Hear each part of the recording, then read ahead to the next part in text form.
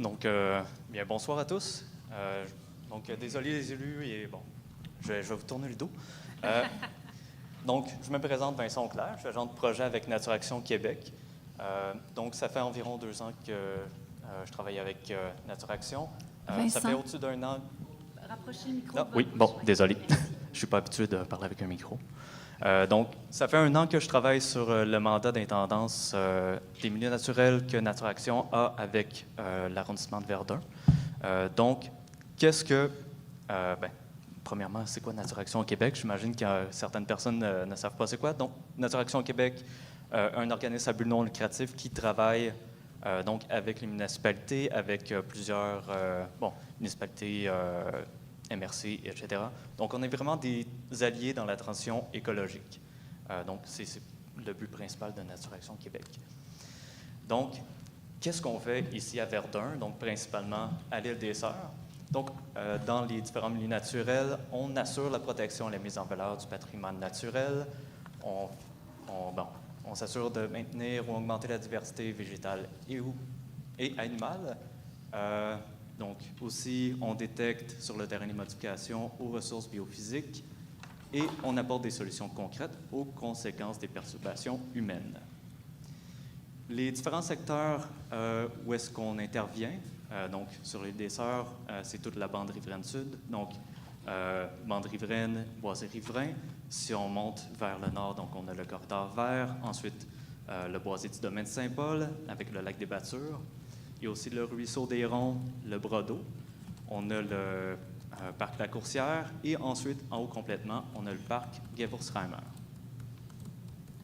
Donc, premièrement, le boisé du domaine de Saint-Paul, qui est pas mal en plein cœur, on s'entend, je crois que tout le monde est assez d'accord avec ça, c'est vraiment en plein cœur de l'île des Sœurs, donc c'est vraiment 26 acres de forêt mature, principalement une érablière à érable argenté. À l'intérieur, il y a 2,5 km de sentiers. On y retrouve 16 espèces floristiques à statut précaire et aussi d'autres espèces à statut précaire faunique. Il y a quand même une très bonne présence de milieux humides. C'est reconnu comme étant un écosystème forestier exceptionnel avec le ministère de la Faune et de la Flore. Et il y a aussi une servitude de conservation conclue avec justement le ministère de l'Environnement. Donc, Nature Action, on est vraiment comme si vous voulez, les gardiens du boisé dans le cadre de la servitude de conservation. Et ici, il y a un lien vers un vidéo donc, que Élise Bélanger, qui est chef de service chez Nature Action Québec, a filmé avec l'arrondissement concernant les chiens dans le boisé Saint-Paul.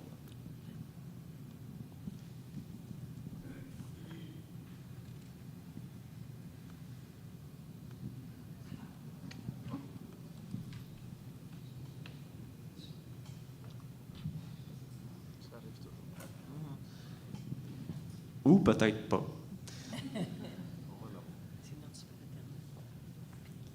OK, bien, c'est pas plus grave que ça. Donc, tout simplement, un vidéo qui est accessible sur le site de l'arrondissement, qui a été partagé là, sur les médias sociaux et qui a été aussi partagé là, dans l'infolettre de l'arrondissement, donc assez facile à retrouver. Donc, dans le boisé Saint-Paul, c'est quoi les enjeux? Donc, les usages illicites. On s'entend, c'est les promenades hors sentier, c'est la présence de chiens, donc qu'est-ce qui allait être présenté à l'intérieur du vidéo. Donc, la présence de chiens un chien est souvent perçu comme étant un prédateur pour la faune environnante et qui va potentiellement piétiner beaucoup de flore à statut qui est juste aux abords des sentiers. Il y a quand même beaucoup de flore à statut, donc la flore fragile juste à côté des sentiers. Donc, empiètement par les propriétés voisines. Donc, des fois, il y a des résidences qui vont jeter des résidus donc, de leur jardin à l'intérieur du boisé. Ça peut se répandre et justement nuire à la biodiversité du boisé. Le vandalisme, la présence d'espèces exotiques végétales envahissantes, dont le nerf brun, dans le fond, qui est une espèce qui prend avantage sur les autres espèces et qui va vraiment détériorer le boisé en tant que tel. Donc, ça va vraiment comme changer la composition du sol et vraiment prendre de plus en plus d'ampleur Et c'est très nuisible pour autant la faune et la flore. Donc, évidemment, il y a eu la grille du frêne avec tous les abattages d'arbres. Avec le bois Saint-Paul, vu que c'est une servitude de conservation et avec tous les statuts qu'il y a, le bois, dans le fond, toute la matière organique doit rester à l'intérieur et c'est tant mieux parce que toutes, justement, les bûches qu'on laisse par terre, toutes les branches, c'est tous des habitats qui vont être utiles pour soit des insectes, soit des petits animaux. Donc, c'est vraiment favorable de garder ça. C'est sûr que ça ne peut pas toujours être très esthétique, mais la végétation du boisé est quand même très en santé. Il y a une très belle régénérescence.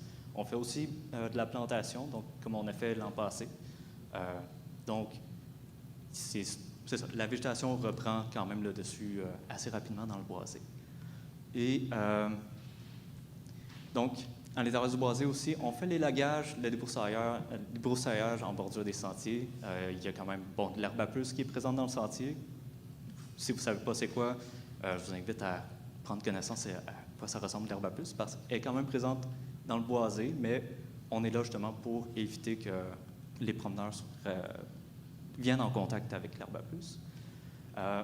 L'épandage de paillis qui vient d'être fait.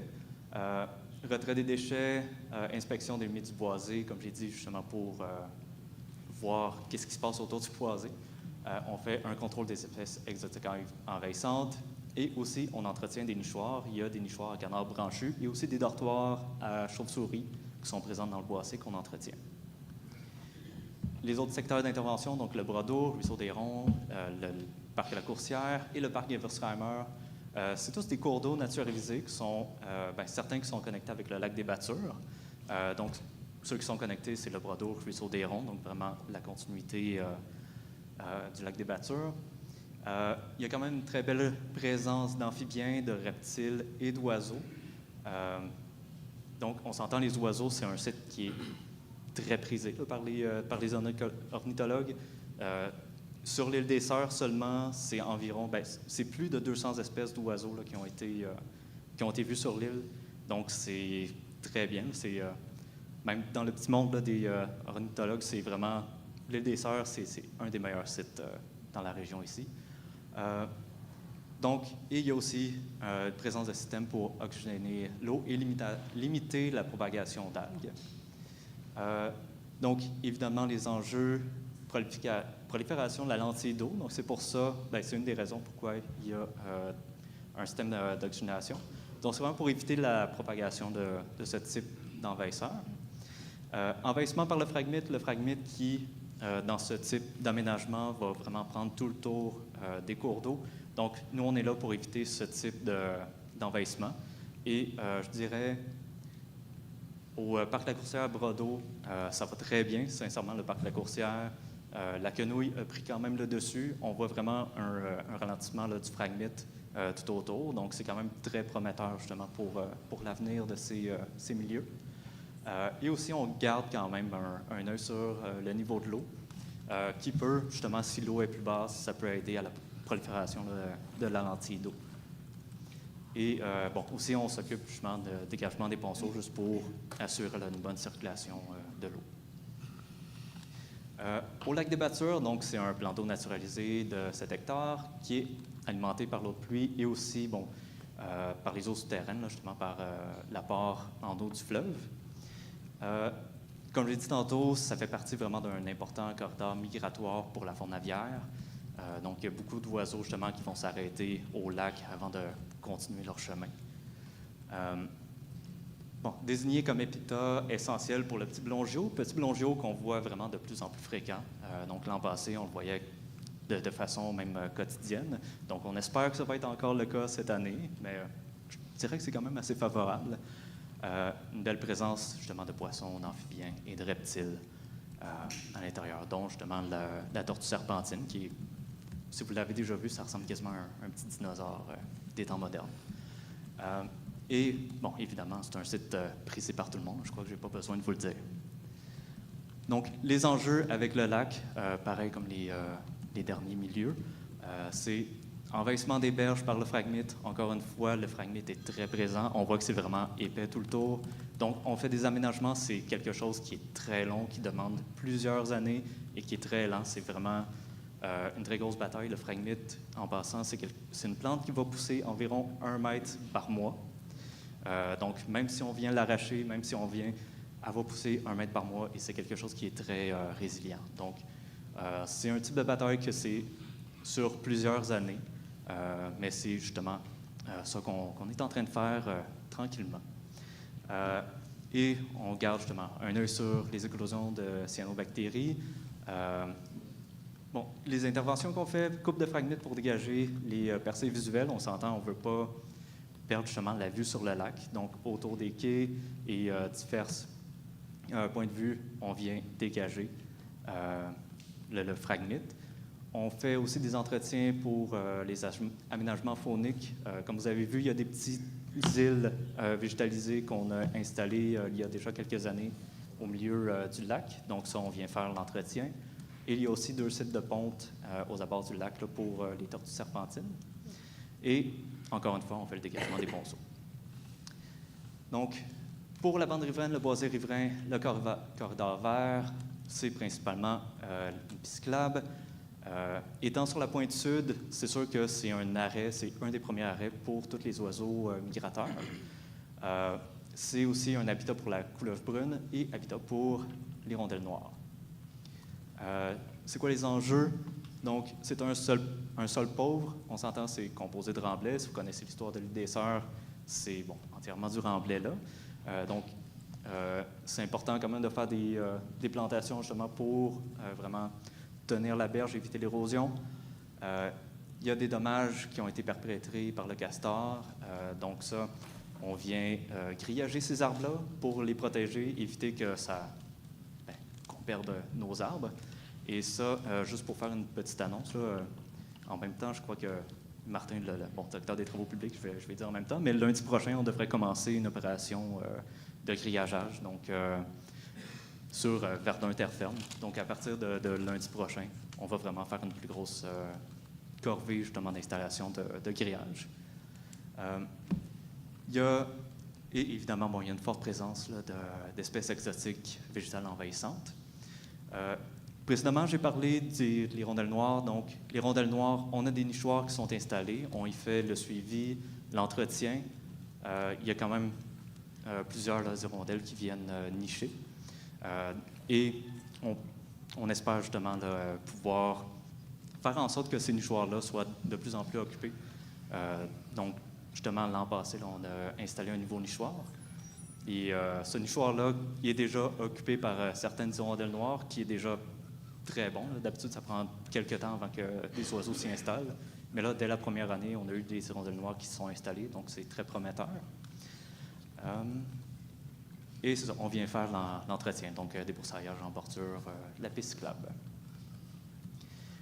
Et quelquefois, pendant l'année, on a une équipe d'horticulture, justement de Naturaction, là, qui vient faire des plus gros travaux.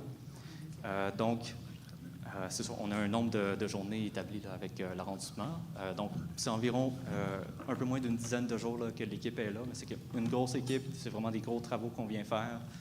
Principalement de la lutte aux espèces exotiques envahissantes. Comme j'ai dit, c'est vraiment des travaux assez laborieux des fois. C'est vraiment des fois, ça peut être quasiment, désespérant de voir justement ces grosses talles de phragmites-là, mais c'est justement pour ça qu'on a une équipe spécialisée d'horticulture pour attaquer ces projets-là. Et aussi, on a des patrouilleurs qui vont être présents, mais en fait, qui sont déjà présents là, de juin à août. Qui vont être présents dans les divers milieux naturels de l'île des Sœurs. Ils sont identifiés de Naturaction, donc ils vont porter un chandail Naturaction, casquette Naturaction. Donc, si jamais vous les croisez, vous avez des questions, ils sont là pour ça. N'hésitez pas, ils aiment jaser. Même des fois, ils aiment un peu trop jaser. Ça dure un peu trop longtemps des fois, donc profitez-en. Donc, sur le terrain, ils vont collecter l'information. C'est sûr, c'est les yeux vraiment sur le terrain. Donc, si jamais on voit l'introduction d'une nouvelle espèce exotique envahissante, si on voit un arbre qui est tombé sur le sentier, peu importe, eux sont là justement pour le voir en premier lieu. évidemment, bon, comme j'ai dit, ils vont faire la sensibilisation des usagers. Donc, s'ils croisent quelqu'un se promener avec un chien, ben peut-être que, si vous vous promenez avec un chien, peut-être que vous allez vous faire rusher par un des patrouilleurs juste pour vous dire hey, pas le droit. Mais, et c'est ça, bon. Travaux légers d'entretien, donc juste élagage des sentiers, aussi ramasser les déchets, donc vraiment des petits travaux là, donc, qui peuvent se faire justement à 2 personnes. Et finalement, on a aussi un projet hors mandat qui s'en vient à l'automne. C'est la restauration de la bande riveraine.